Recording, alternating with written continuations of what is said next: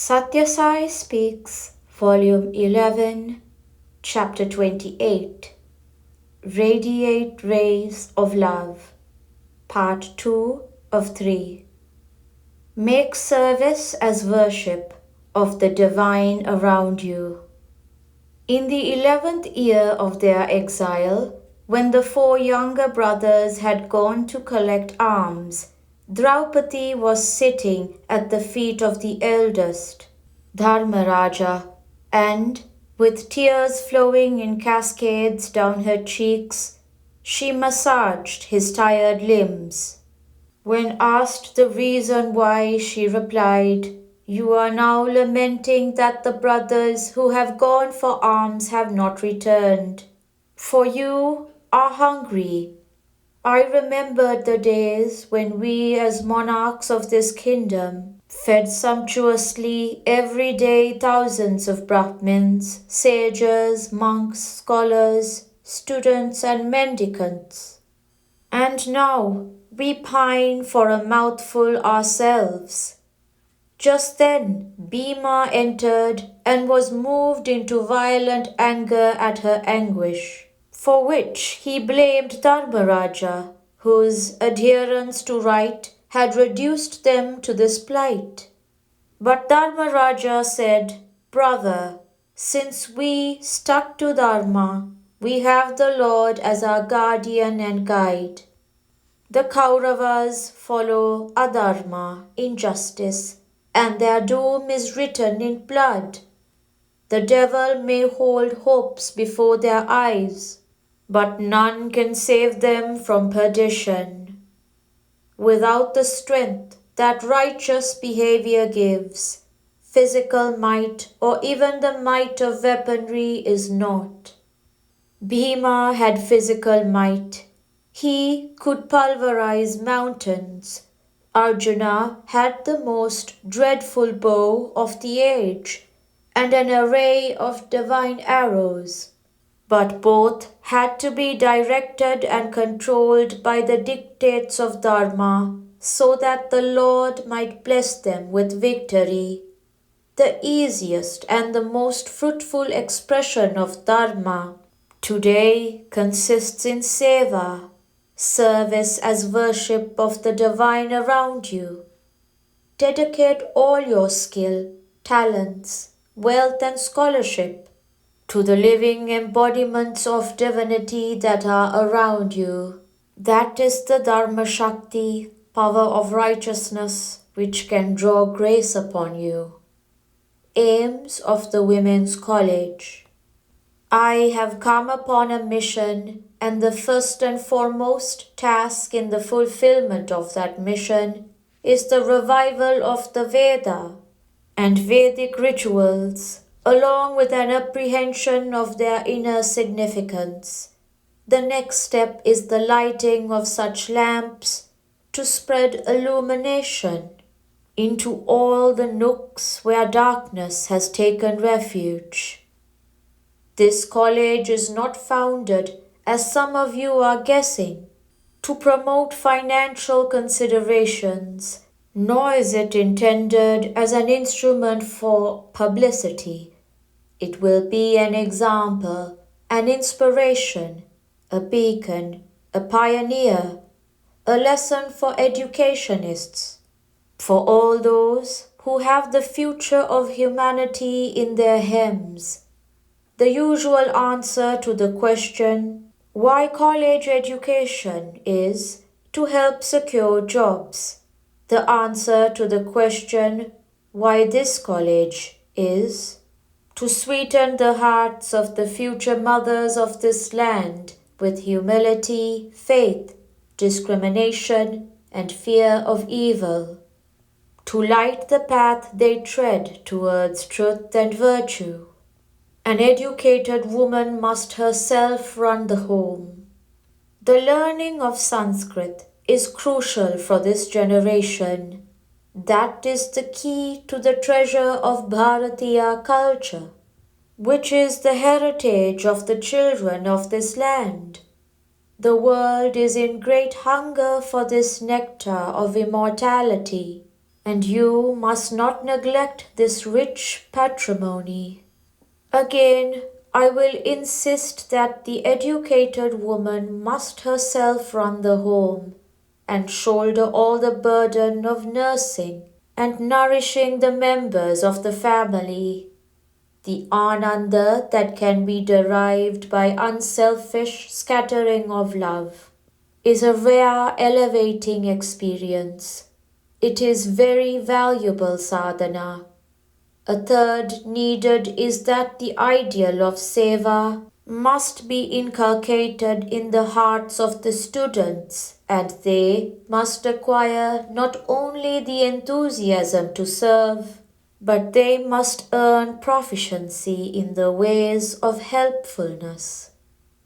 During the last 7 or 10 days, the volunteers from Hyderabad, they had come on some earlier occasions too, and those from West and East Godavari districts, from Krishna and Guntur districts, from Orissa, Gujarat, Punjab, and Bengal, as well as from Mysore, Kerala, Assam, and other parts of India, as well as from across the seas, from East Africa and America, gave of themselves fully and sincerely, and exhausted themselves in hard continuous work, both night and day, so that this vast area, which was rubble all over, was very uneven at that, became at dawn today the smooth, level, soft Maidan meeting ground, where hundreds of thousands could sit in comfort. The love that they translated into service is indeed beyond the power of words to describe.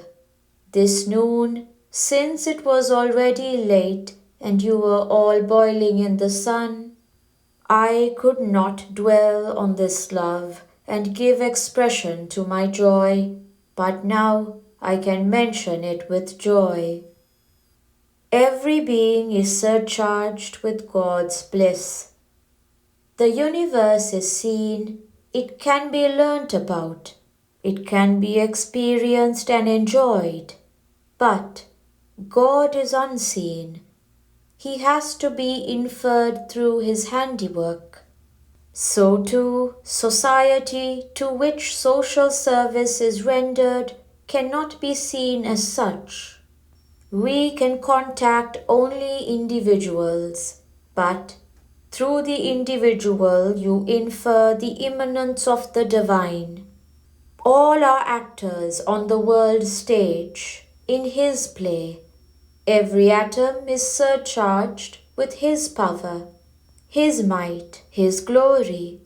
Every being is surcharged with his bliss, his beauty, his goodness.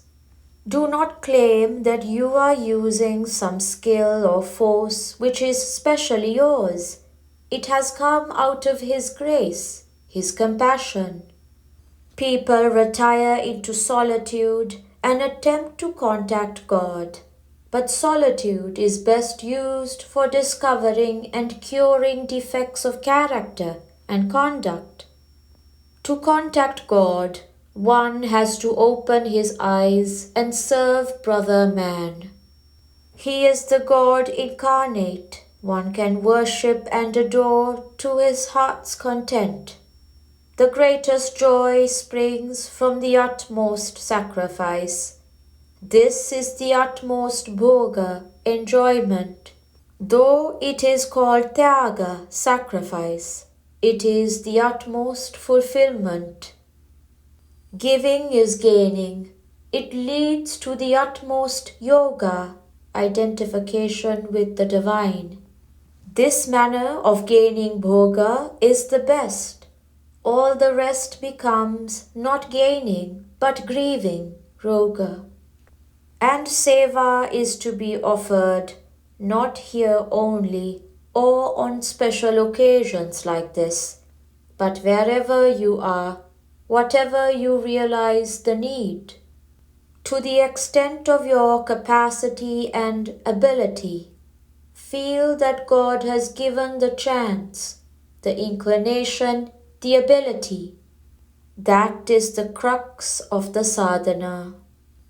Have no ego, discard desire, you are liberated.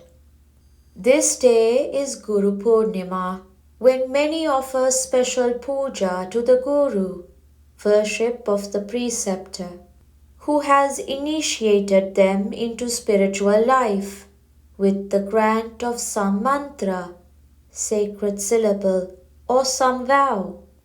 To adore the preceptor who has shown the path of liberation, you need not wait for the arrival of this particular day. You need not watch the calendar at all. Be ever grateful.